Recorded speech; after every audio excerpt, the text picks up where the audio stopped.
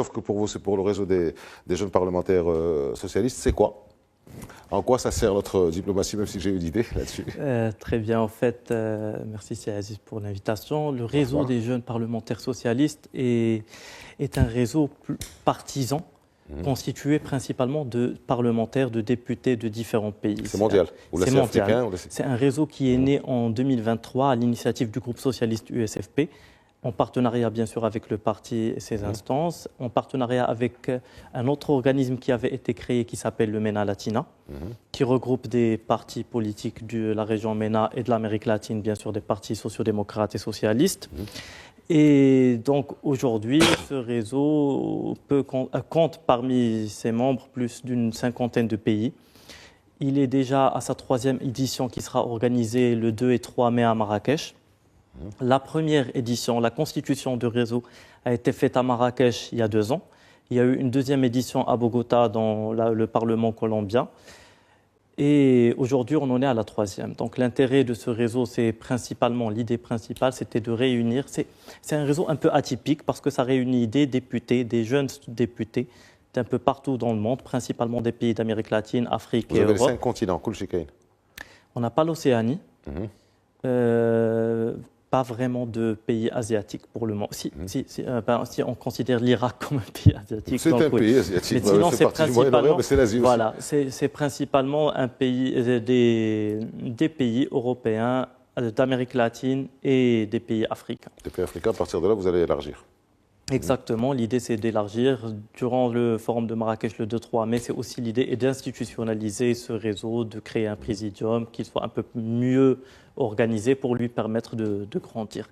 La particularité, c'est qu'il a été créé à Marrakech, c'est qu'il a été créé par une initiative marocaine et qu'il ne fait pas partie pour le moment d'aucune des instances classiques où se regroupent les partis de gauche, que ce soit l'Internationale socialiste, l'Alliance progressiste ou d'autres institutions régionales.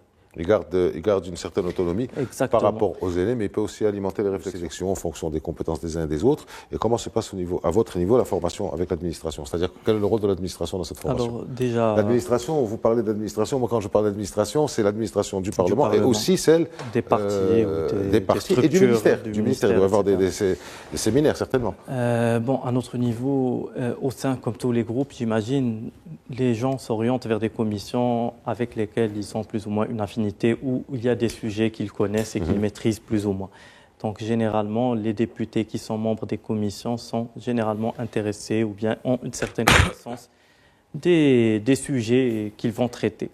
Ceci étant dit, il faut garder en tête, en ce qui concerne la diplomatie parlementaire, que le Parlement a cette spécificité qu'il est constitué de représentants du peuple. Et quand on voyage dans nos missions, que ce soit au niveau du Parlement européen, mais même au niveau des parlements nationaux, surtout au niveau des parlements nationaux, on remarque une grande diversité des députés. Et c'est ce qui fait la beauté, le charme justement de cette diplomatie parlementaire. Vous avez parlé du lien avec, vous avez parlé du lien avec le ministère des Affaires étrangères. Sincèrement, oui, bien sûr, nous avons des liens avec le ministère des Affaires étrangères, mais il faut toujours garder en tête que le ministre des Affaires étrangères représente le gouvernemental, alors que nous sommes une diplomatie officielle, entre guillemets, en ce qui concerne le Parlement, mais nous ne sommes pas officiels dans le sens des ministères des Affaires étrangères, dans le sens où nous n'engageons pas l'État marocain dans quoi que ce soit.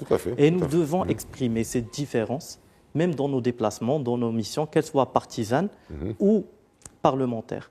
Quand on voit, par exemple, la participation, on va dire, on va parler de la commission mixte Maroc-Union européenne, il y a une diversité au sein du groupe où on a toutes les tendances politiques, on est de gauche, c'est Abdelmjid Fessi à sa tendance, le RNI, etc. Et ça permet de communiquer avec les différentes tendances qui existent au Parlement européen. Donc, au niveau de la formation, oui, c'est très intéressant d'avoir des formations, bien sûr, pour les députés en général, surtout par rapport aux sujets qu'ils seront amenés à traiter, parce qu'on peut difficilement envoyer quelqu'un discuter de quelque chose qu'il ne connaît pas, donc il faut qu'il soit accompagné. Mais la formation et le personnel, on en a surtout, et les cadres, je veux dire, on en a surtout besoin au Parlement.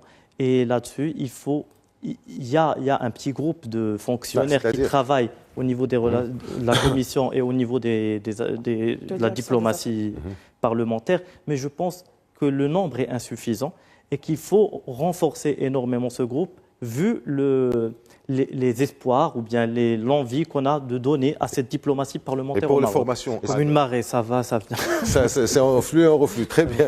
Est-ce que vous avez un flux vers ces pays de notre continent dans le cas où il y a des réticences, dans le cas de, est-ce que vous pouvez donner un coup de main, est-ce que vous pouvez aller expliquer un peu les choses, expliquer la vision? Comme vous dites, en fait, au Maroc, on a aujourd'hui l'avantage d'avoir une vision plus ou moins claire pour le développement d'une région.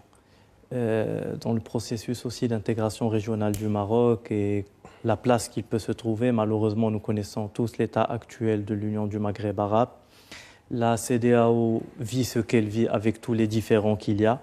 Aujourd'hui, je pense que le Maroc offre une alternative, une vision claire, que ce soit par rapport à la façade atlantique et les pays de l'Atlantique, de l'Ouest africain qui inclut le Maroc, nous sommes un pays ouest africain, que ce soit au niveau de l'intégration des pays des Sahel en leur offrant cette façade maritime, mais il faut dire que ce sont deux projets titanesques, très très grands, qui ne pourront jamais bien sûr réussir si on se contente de notre propre volonté et qui demandent l'engagement de tous ces pays partenaires, comme vous avez dit, qu'il faut convaincre, avec lesquels il faut discuter à notre niveau, autant que député, autant que parlementaire. Je sais qu'il y a un grand travail qui se fait d'explication de ce projet, d'essayer un peu de... Des fois, il y a aussi des réticences parce qu'il y a des pays qui ne comprennent pas nécessairement l'approche marocaine ou bien qui considèrent que ça peut aller contre leurs propres intérêts. Donc il faut expliquer, montrer que c'est le début d'un processus dont l'objectif est de renforcer l'intégration entre ces pays parce qu'on a besoin effectivement les uns des autres. On ne peut compter que les uns sur les autres pour un réel développement quand on voit un peu ce qui se passe aujourd'hui dans le monde. Donc à partir de là, oui, le Parlement joue et a un grand rôle à jouer. Moi, je parle du Parlement dans les deux chambres. Aujourd'hui, le Maroc est membre du Parlement africain et il est membre de l'Assemblée des parlements africains et c'est toutes les deux, les parlements africains, des espaces où les députés et les conseillers qui nous représentent ont la chance de pouvoir expliquer un peu plus cette approche marocaine, mais pas que. Il faut aussi dire que, comme vous avez dit, il y a eu plusieurs signatures de conventions, etc. Et vu l'intérêt qu'on porte au Parlement sur le continent africain, qui est le nôtre, bien sûr, on fait partie de ce continent, on a créé une commission thématique. Normalement, il n'y a que des commissions permanentes. On a créé dans nos textes de loi une commission thématique responsable ou bien qui est chargée de suivre les affaires africaines. Et quand on dit les affaires africaines, c'est entre autres, principalement, le suivi de tous ces accords qui ont été signés.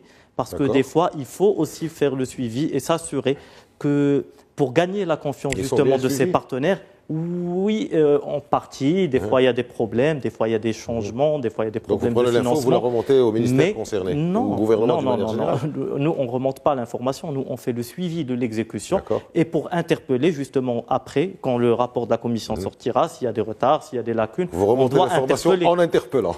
On interpelle le gouvernement, c'est plus un peu dans ce sens. Et ça nous permet aussi de donner un peu plus de crédibilité, de faire le suivi, parce qu'avec nos partenaires africains, croyez-moi, des fois, il y a un vrai effort dans certains pays de donner une mauvaise idée sur la façon d'agir des Marocains. On veut des fois nous présenter comme des expansionnistes, on veut des fois nous présenter de différentes manières. Donc il faut faire cet effort de convaincre, d'expliquer, d'étayer et de montrer qu'on prend les choses très sérieusement autant que... Et qu'on est tous au même pied d'égalité, finalement. On est tous des partenaires. C'est comme ça qu'on voit ça au niveau du Maroc. Alors, le CESE appuie une plus grande implication du Parlement et de la diplomatie parlementaire dans l'exécution du nouveau modèle de développement. Bien, le nouveau modèle de développement, ce n'est pas au Parlement de le mettre en œuvre, c'est au gouvernement. Ça, c'est une autre affaire.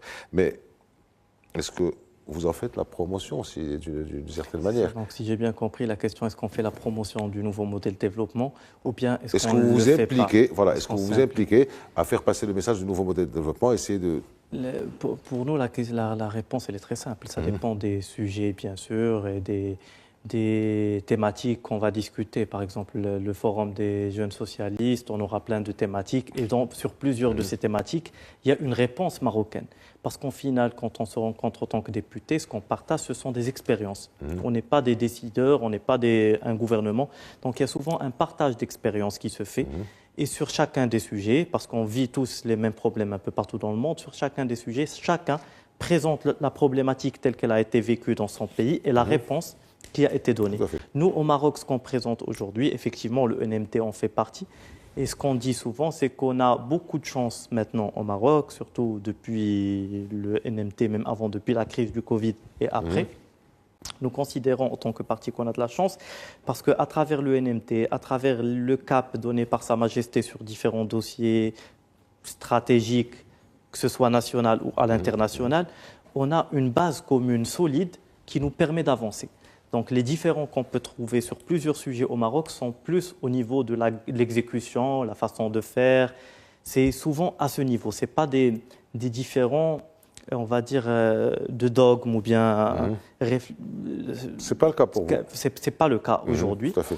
Donc ça nous ouvre une fenêtre. Et c'est ce qu'on essaie aussi d'expliquer à tous nos partenaires. Parce que souvent, c'est une question que posent beaucoup, que ce soit en Amérique latine, et surtout en Amérique latine et les pays africains, c'est comment vous gérez la différence. Qu'est-ce qui fait que le Maroc est un pays qui réussit, même avec un rythme de tortue, mais à être stable et à évoluer à son rythme. Et au final, tout le monde voit que ça paye. Contrairement à d'autres pays qui, des fois, ont des évolutions yo-yo ou bien des crises qui viennent, qui partent et ça crée de l'instabilité. Et réellement, notre expérience au sein de l'USFP, à travers ce qu'on échange avec les camarades d'autres partis, les parlementaires d'autres partis, c'est que réellement, on a beaucoup de chance au Maroc. On a un système unique qui est l'idée par Sa Majesté, qui donne un cap et qui nous permet, en tant qu'acteurs politiques, de trouver, nous sommes un pays de consensus. Donc on finit, même sur les sujets les plus clivants, à trouver un consensus sans bloquer l'évolution du pays. Et ça, c'est un grand bénéfice. Et croyez-moi, beaucoup de pays, beaucoup de partenaires commencent à réfléchir quelle institution chez eux pourrait justement réussir à jouer ce rôle. Et commencent à réfléchir aussi comment ils pourraient créer ce consensus chez eux. Mais le modèle marocain intéresse beaucoup. Ce qui fait la spécificité, la particularité du modèle marocain. Quelle est votre politique MRE au niveau de l'USFP? Déjà, c'est important. Mais aussi au niveau de la CPM, la Commission parlementaire mixte européenne, où il y a pas mal de Marocains en Europe, 2,5 millions à peu près, 3 millions, peut-être même plus, qui ont des problèmes, certainement. Pour mettre les choses en contexte, on va dire déjà pour la représentativité des Marocains résidant à l'étranger, il y a eu un effort qui a été fait. Les élus qui sont là ne représentent pas réellement les Marocains résidant à l'étranger, dans le sens où ces Marocains-là ne votent pas encore. Mais ce sont des élus issus des Marocains résidant à l'étranger. Et donc c'était aussi une condition pour les partis pour qu'ils puissent bénéficier des subventions de l'État. Donc c'était un pas qui a été fait. Aujourd'hui, nous, à l'USFP, on interpelle bien sûr le gouvernement pour revoir les lois électorales, pour pouvoir justement renforcer cette présence, et nous considérons qu'il est grand temps de revoir ces lois-là. Intégrer les MRE, par exemple, il faut dans les trouver opérations un moyen de vote. pour que les Marocains résidant à l'étranger puissent voter. On peut trouver un moyen de liste international, régional, etc. Il faut que les Marocains de l'étranger votent. Moi, si on est d'accord, à l'opposition, à la majorité, on pourrait faire un projet de loi conjoint avec nos amis. Allez-y. Je vous ajoute 5 minutes si vous êtes en train de faire ça. un projet pour faire voter les Marocains de l'étranger. Mais je trouve que c'est une grande valeur ajoutée aujourd'hui qu'on a des Marocains résidant à l'étranger qui sont aujourd'hui à la Chambre des représentants et qui peuvent donner leur position, leur avis, etc. C'est important. On entend de plus en plus les problématiques, les revendications de ces gens-là. Il y a aussi, bien sûr, 2 discours de Sa Majesté. Un qui a été fait à l'occasion de la révolution du roi et du peuple en 2022. Il y a le discours que vient de rappeler ma collègue le 6 novembre 2024. Malheureusement, jusqu'à présent, nous avons l'impression qu'on est toujours au stade pour le gouvernement de création de commissions pour discuter de comment faire, etc. Alors que les problématiques, elles sont là, que ce soit au niveau des administrations, au niveau de la justice, au niveau de la présence culturelle du Maroc avec ces Marocains résidant à l'étranger. Nous, on a des sections du parti dans certains de ces pays et malheureusement, il y a rien de concret qu'on peut encore leur donner, qui a été fait en tout cas durant ce mandat. Merci à vous.